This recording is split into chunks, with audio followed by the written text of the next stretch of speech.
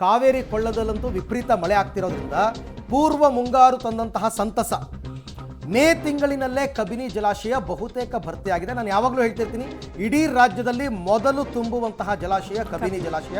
ಯಾಕೆಂದರೆ ಕಬಿನಿಗೆ ಬರ್ತಕ್ಕಂಥ ನೀರು ಕೇರಳದಲ್ಲಿ ಬರುವಂತಹ ಮಳೆಯಿಂದ ಬರ್ತಕ್ಕಂಥದ್ದು. ಹಾಗಾಗಿ ಕಬಿನಿ ಡ್ಯಾಮ್ನಿಂದ ಈಗಾಗಲೇ 8,000 ಕ್ಯೂಸೆಕ್ ನೀರನ್ನು ಬಿಡುಗಡೆ ಮಾಡಿದ್ದಾರೆ. 4 ಕ್ರಸ್ಟ್ ಗೇಟ್ಗಳ ಮೂಲಕ ನದಿಗೆ ನೀರನ್ನು ಬಿಡುಗಡೆ ಮಾಡಲಾಗಿದೆ. ಕಬಿನಿ ಡ್ಯಾಮ್ಗೆ ಬರುವ ಒಳಹರಿವಿನ ಪ್ರಮಾಣದಲ್ಲಿ ಹೆಚ್ಚಳ. ಸದ್ಯಕ್ಕೆ ಜಲಾಶಯದಲ್ಲಿ ಈಗ 18,018 ಕ್ಯೂಸೆಕ್ ಒಳಹರಿವಿದೆ. ಫಸ್ಟ್ ನಾನು ನಿಮಗೆ ಕೇರಳದಲ್ಲಿ ಮಳೆ ಬಗ್ಗೆ ಮಾಹಿತಿ ಕೊಟ್ಟವಲ್ಲ, ಅದರ ಎಫೆಕ್ಟ್ ವಯನಾಡು ಮತ್ತು ಸುಲ್ತಾನ್ ಬತ್ತೇರಿ ಭಾಗದಲ್ಲಿ ಮಳೆ ಜಾಸ್ತಿ ಆದಷ್ಟು ಕಬಿನಿಗೆ ನೀರು ಹರ್ಕೊಂಡು ಬರುತ್ತೆ. ಹಾಗಾಗಿ ಹೆಚ್ಚು ಕಡಿಮೆ ಕಬಿನಿ ತುಂಬುವ ಹಂತಕ್ಕೆ ಬಂದಿದೆ. ಆಮೇಲೆ ನಿಮಗೆ ಕಬಿನಿ ಜಲಾನಯನ ಪ್ರದೇಶದಲ್ಲಿ ಪ್ರವಾಹಗಳಾಗುತ್ತೆ. ನಂಜನಗೂಡಲ್ಲಿ ಸೇತುವೆಗಳು ಮುಳುಗೋಗ್ಬಿಡ್ತವೆ ಕಂಪ್ಲೀಟಾಗಿ. ಈ ನದಿ ನೀರು ನಿಮಗೆ ಟಿ ನರಸೀಪುರದಲ್ಲಿ ಹೋಗಿ ಕಾವೇರಿ ಜೊತೆಯಲ್ಲಿ ಸಂಗಮ ಆಗ್ತಕ್ಕಂಥದ್ದು. ನಾವು ಪ್ರತಿ ವರ್ಷ ತಮಿಳುನಾಡಿಗೆ ಏನು ಒಪ್ಪಂದದ ಪ್ರಕಾರ ನೀರನ್ನು ಬಿಡಬೇಕು, ಹೆಚ್ಚು ಕಡಿಮೆ 80% ನೀರು ಈ ಕಬಿನಿ ಜಲಾಶಯದಿಂದನೇ ಹೋಗುತ್ತೆ. ಕಾವೇರಿ ಕೊಳದಲ್ಲಿ ಪೂರ್ವ ಮುಂಗಾರಿನ ಸಂತಸ ಜೋರಾಗಿದೆ. ಮೈಸೂರಿನ HD ಕೋಟೆಯಲ್ಲಿರುವಂತಹ ಕಬಿನಿ ಜಲಾಶಯ ಬಹುತೇಕ ಭರ್ತಿಯಾಗಿದೆ. ಹೆಚ್ಚು ಕಡಿಮೆ 8 ದಿನದಲ್ಲೇ ಇಡೀ ಡ್ಯಾಮ್ ಭರ್ತಿಯಾಗ್ತಾ ಇರುವಂಥದ್ದು ತಾವೀಗ ಗಮನಿಸ್ತಾ ಇದ್ದೀರಿ. ಇದು ಕಬಿನಿ ಜಲಾಶಯದಲ್ಲಿ ಸಂಗ್ರಹವಾಗಿರುವಂತಹ ನೀರಿನ ಪ್ರಮಾಣ. ಒಟ್ಟು ಕಬಿನಿ ಜಲಾಶಯ ಒಟ್ಟು 84 ಅಡಿಗಳಿದೆ. ಇವತ್ತು 80 ಅಡಿಗಳಷ್ಟು ಕಬಿನಿ ಜಲಾಶಯದಲ್ಲಿ ನೀರು ಭರ್ತಿಯಾಗಿರುವಂಥದ್ದು.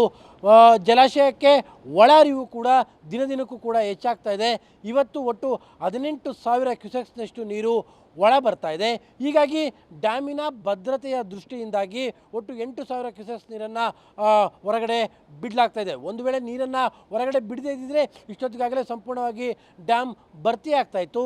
ಆದರೆ ಕೇರಳದ ವಯನಾಡಿನಲ್ಲಿ ಇನ್ನೂ ಕೂಡ ಮಳೆ ನಿರಂತರವಾಗಿ ಬರ್ತಾ ಇರುವಂಥ ಹಿನ್ನೆಲೆಯಲ್ಲಿ ಅದರ ಇನ್ಫ್ಲೋ ಇನ್ನೂ ಕೂಡ ಜಾಸ್ತಿ ಆಗ್ಬೋದು. ಡ್ಯಾಮ್ನ ಇನ್ಫ್ಲೋ ಇನ್ನೂ ಕೂಡ ಹೆಚ್ಚಾಗುವಂಥ ಸಾಧ್ಯತೆಗಳೇ ತುಂಬ ಹೆಚ್ಚಾಗಿರುವಂತಹ ಕಾರಣಕ್ಕೋಸ್ಕರವಾಗಿಯೇ ಜಲಾಶಯದ ಭದ್ರತೆಯ ದೃಷ್ಟಿಯಿಂದಾಗಿ ಸಂಪೂರ್ಣವಾಗಿ ಅಂದರೆ ಇನ್ನೂ 4 ಅಡಿಗಳು ಬಾಕಿ ಇರುವಂತೆಯೇ ನೀರನ್ನು ಹೊರಗಡೆ ಬಿಡಲಾಗ್ತಾ ಇದೆ.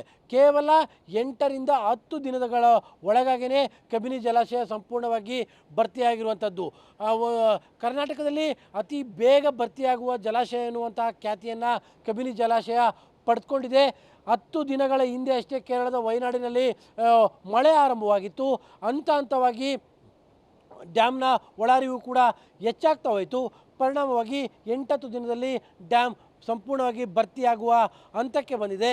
ಹೀಗಾಗಿ ಇನ್ನೂ 10-15 ದಿನಗಳ ಕಾಲ ಕೇರಳದ ವಯನಾಡಿನಲ್ಲಿ ಭಾರಿ ಪ್ರಮಾಣದ ಮಳೆ ಆಗುವಂತಹ ಸಾಧ್ಯತೆಯೂ ಕೂಡ ಇರುವಂಥ ಕಾರಣಕ್ಕೋಸ್ಕರವಾಗಿ ಜಲಾಶಯದ ಒಳ ಹರಿವು ಅದು 25-50 ಸಾವಿರ ತಲುಪುವ ಲಕ್ಷಣಗಳು ಕೂಡ ಇದ್ದಾವೆ. ಹೀಗಾಗಿ ಡ್ಯಾಮಿನ ಭದ್ರತೆಯ ದೃಷ್ಟಿಯಿಂದಾಗಿ ಆರಂಭದಲ್ಲೇ ಈಗ ಒಟ್ಟು 8,000 ಕ್ಯೂಸೆಕ್ಸ್ ನೀರನ್ನು ಡ್ಯಾಮ್ನ ಒಟ್ಟು 4 ಕ್ರಸ್ಟ್ ಗೇಟ್ಗಳ ಮೂಲಕವಾಗಿ ಹೊರಗಡೆ ಬಿಡಲಾಗ್ತಾ ಇದೆ.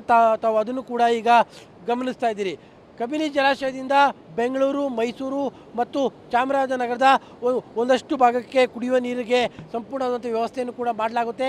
ಇದು ಜೊತೆಗೆ ಕೃಷಿ ಪ್ರದೇಶಗಳಿಗೂ ಕೂಡ ಈ ಒಂದು ಜಲಾಶಯದ ಮೇಲೆ ಅವಲಂಬಿತವಾಗಿರುವಂಥದ್ದು.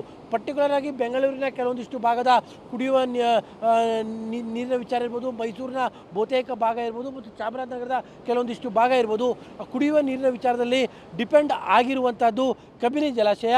ಹಾಗಾಗಿ ಪೂರ್ವ ಮುಂಗಾರಿನಲ್ಲೇ ಕೇವಲ 8 ದಿನದಲ್ಲೇ ಜಲಾಶಯ ಭರ್ತಿಯಾಗಿರುವಂಥ ಹಿನ್ನೆಲೆಯಲ್ಲಿ ಈ ಬಾರಿಯೂ ಕೂಡ ಕುಡಿಯುವ ನೀರಿಗೆ ಯಾವ ಸಮಸ್ಯೆಯೂ ಕೂಡ ಉದ್ಭವ ಆಗೋದಿಲ್ಲ. ಜೊತೆಗೆ ಕೃಷಿ ಚಟುವಟಿಕೆಗಳಿಗೂ ಕೂಡ ಯಾವ ಸಮಸ್ಯೆಗಳು ಕೂಡ ಆದಂತೆ ಕಾಣ್ತಾ ಇಲ್ಲ.